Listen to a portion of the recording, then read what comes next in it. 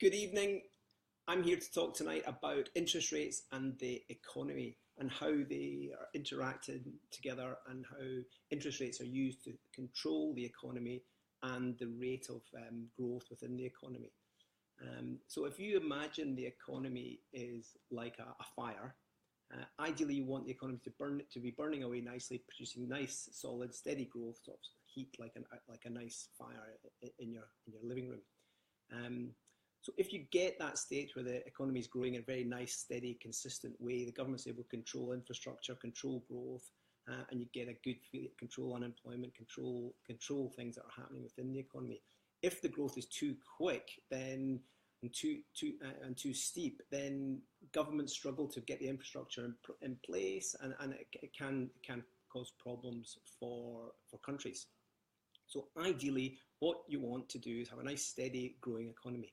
The way that governments control the rate of growth within the economy is almost using interest rates. One of the key things is using interest rates. That's like a control switch as to how much growth you're allowing within the economy. So when the economy is getting overheated and growing too quickly, what you do is you raise interest rates to try and calm the growth a bit and slow down the growth.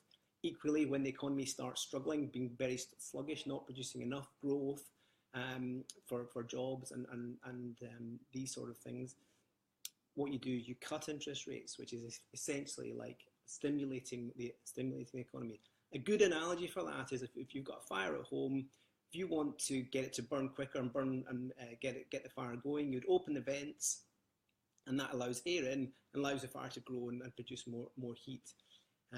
So that's like cutting interest rates. Letting the air in is cutting interest rates because it's less expensive to borrow and it encourages people to grow.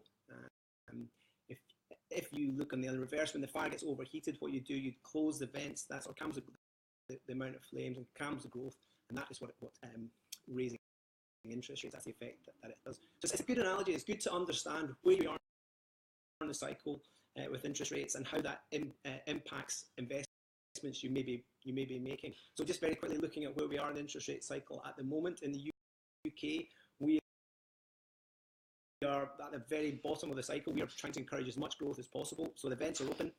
We're trying to recover from 2008, and also Brexit is causing concerns. So the government of Bank of England has been very cautious, keeping the vents open, keeping interest rates very low, at an all-time low of 0.5%, and keeping an eye on the future on growth. If we look at the US economy, they again were in the same cycle as us, very, very low interest rates. They've started to see growth come into their economy. They're trying to control that growth in a steady way. So they've started to nudge up interest rates. They've now had 2 interest rates rises.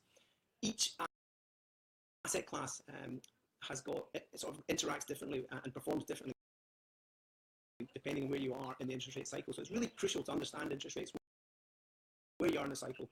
And remember, it's not just where you are on the day, it's the direction of travel of interest rates. It's where you anticipate that